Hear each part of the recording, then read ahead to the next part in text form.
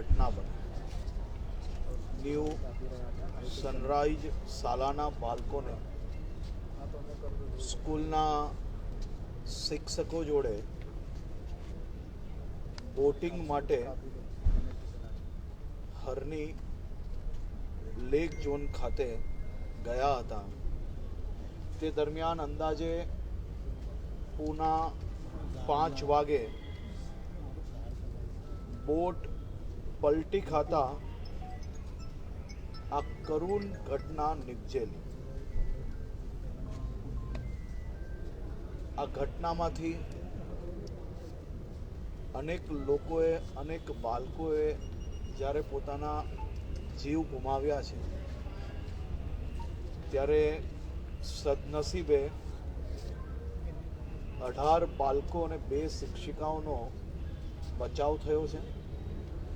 અને આપણી સૌની વચ્ચેથી અનેક માતા પિતાઓના ભૂલકાઓ, 12 બાળકો અને 2 શિક્ષિકાઓનું દુઃખદ મૃત્યુ થયું છે. આ ઘટનાના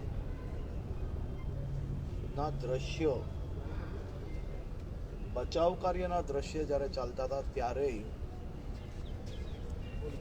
આપણે સૌ, અને ખાસ કરીને હું માનું છું ત્યાર સુધી ગુજરાતના પ્રત્યેક પરિવારો એક બાળકનું જીવ કેમ બચે તેની ઘરે બેઠા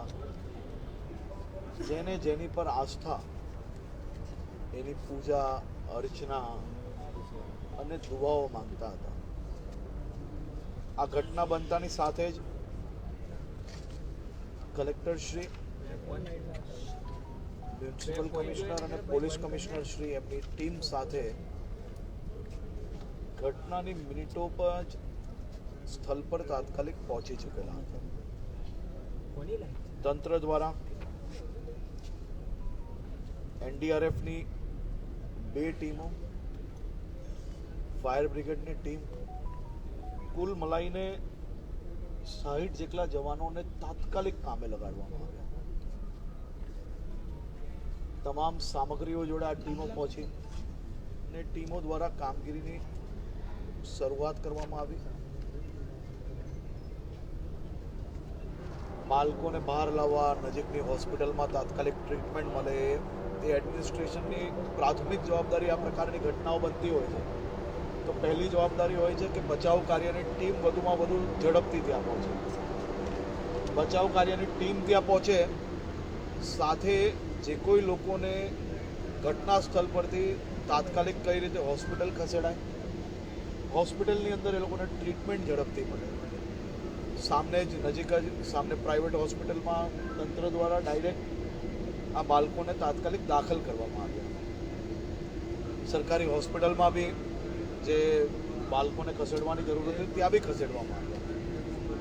ડૉક્ટરોની વધારાની ટીમ જરૂર લાગી ત્યાં સંકલન કરીને તાત્કાલિક પ્રાઇવેટ હોસ્પિટલમાંથી ડૉક્ટરોને જે હોસ્પિટલમાં બાળકો દાખલ કરવામાં આવેલા ત્યાં ખસેડવામાં આવ્યા. અને સિવિલ હોસ્પિટલમાં બી, એટલે કે સરકારી હોસ્પિટલમાં બી જે જરૂર હતું તો પ્રાઇવેટ ડૉક્ટરોને બી પહેલેથી કહી લેવામાં આવ્યું કે આપ તૈયાર રહેજો, કંઈ બી જરૂર હશે તો આપણે તાત્કાલિક આવવાનું. અને વડોદરાના ડૉક્ટરોનો બી એમની જાગૃતતા બદલ એમને આભાર માનવો પડે કે તાત્કાલિક એ લોકોએ પોતાના પર્સનલ કામો છોડીને આ 2 હોસ્પિટલ સેવા આપવા માટે પહોંચી ગયા. સાથે સાથે આ ઘટના બનતાની સાથે જ ગુજરાતના મુખ્યમંત્રી શ્રી દ્વારા તંત્રને કડક સૂચના આપવામાં આવી. પહેલાં તો તાત્કાલિક એફઆઈઆર દાખલ કરવામાં આવે અને એ એફઆઈઆર મજબૂત હોવી જોઈએ. કોઈ બી પ્રકારની છટકબારી ક્યારેય આ લોકોને ના મળે એ પ્રકારની હોવી ખૂબ જરૂરી છે. એટલે એ પ્રકારની એફઆઈઆર બને અને આમાં કોઈ બી બચી ના શકે. કારણ કે આ બાળકો જેના માતા પિતાએ ગુમાવ્યા છે તેમની માત્ર ને માત્ર એક જ માંગ અને એક જ પ્રાર્થના હોઈ શકે કે આ બાળકોને, ગુનેગારોને કડકમાં કડક સજા થાય અને એ સજા થાય તે માટે વડોદરા પોલીસ દ્વારા આઈપીસી કલમ 304, 308, 114 મુજબ એફઆઈઆર દાખલ કરી લેવામાં આવી છે. 2 આરોપીઓને પકડ્યા છે.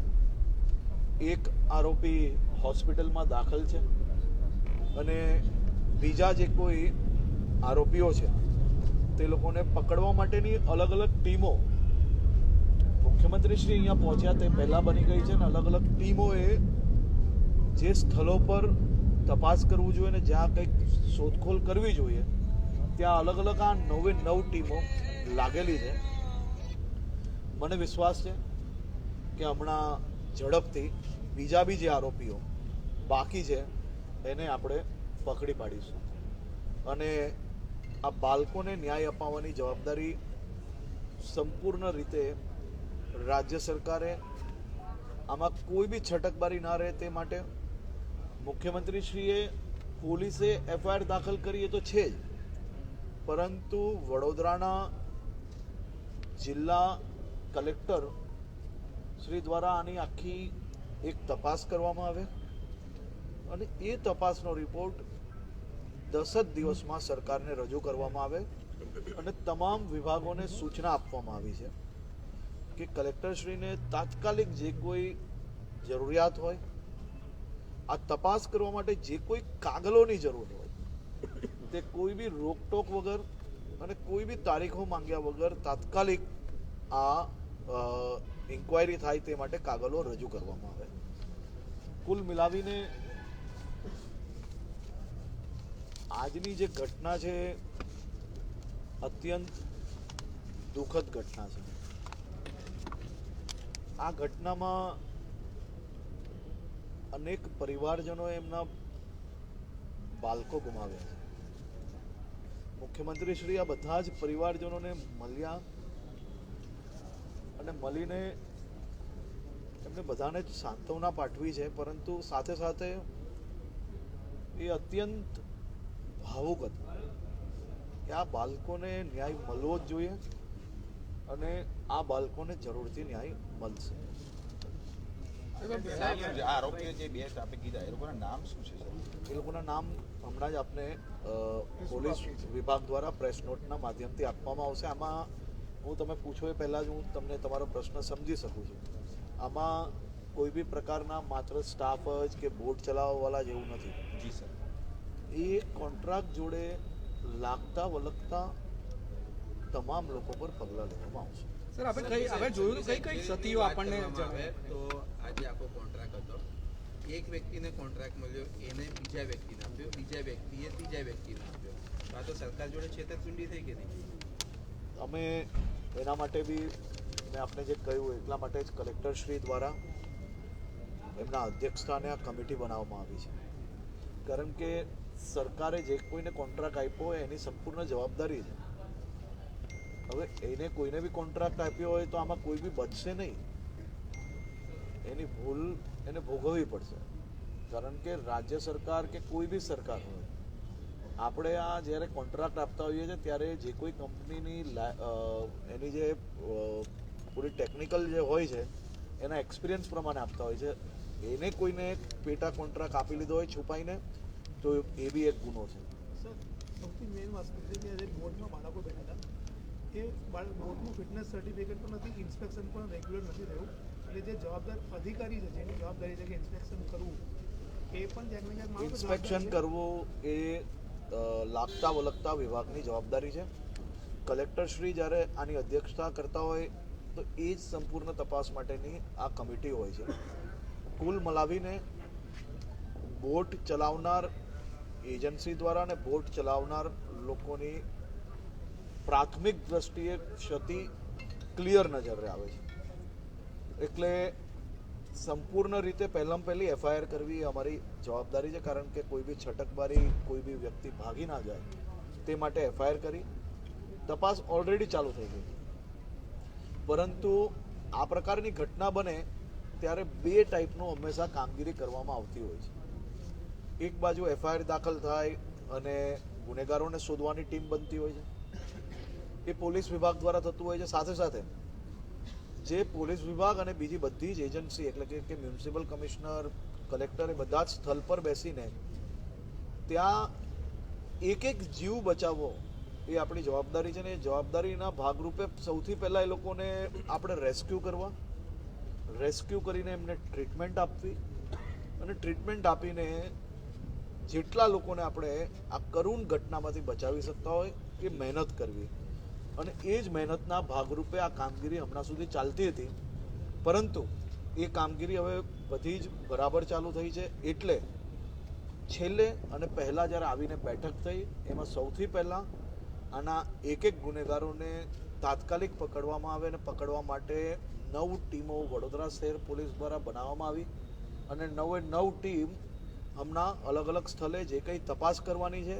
એ તપાસ ચાલુ છે એની માહિતી થોડીક જ વારમાં આપ સૌ લોકોને વિભાગ દ્વારા આપવામાં આવશે કઈ સતીઓ તમારી જાણમાં સીટિંગ કેપેસિટી છે બોર્ડમાં એનાથી 30 થી વધુ લોકોને મેં આપને સૌથી પહેલાં એ જ કહ્યું કે પ્રાથમિક દ્રષ્ટિએ પહેલી જ નજરે એ નજરે પડે છે કે બોટની કેપેસિટી જે છે એ કેપેસિટી 14 લોકોની છે અને આગળ 2-4 લોકોની બેસવાની એક પેસેજ છે અને જે કોઈ એજન્સી આ કામગીરી કરી રહી છે બોટ ચલાવી રહી છે એ એજન્સી દ્વારા વધારે લોકોને બેસાડવામાં આવે આ ક્ષતિ તો પહેલી જ નજરે દેખાઈ રહી છે એ તો આપણે દ્રશ્ય જોઈએ આંકડા સાંભળીએ અને સીટ જોઈએ એટલે પહેલી નજરે જ દેખાય છે પરંતુ આપણી જવાબદારી સાથે સાથે આની અંદર બેસાડ્યા જોડે બીજી શું ઘટના બની અને કયા કારણોસર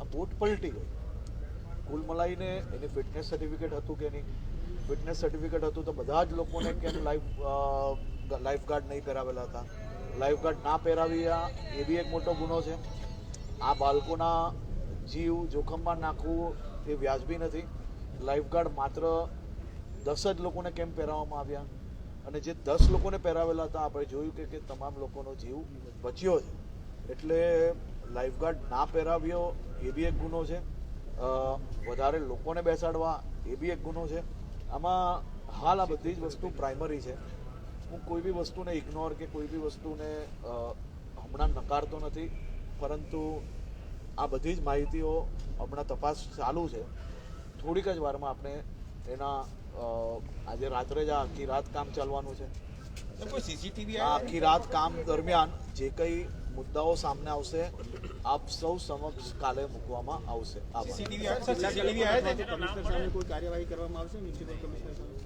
સંપૂર્ણ તપાસની કામગીરી ચાલુ છે સીસીટીવી આજુબાજુમાં કેટલા છે એના વિઝ્યુઅલ શું છે આ બધી જ કામગીરી આજે 9 ટીમો બનાવેલી છે એ લોકો દ્વારા હમણાં ચાલુ છે એકવાર કમ્પ્લીટ થશે એટલે સવારે તમને સૌને માહિતી આપશો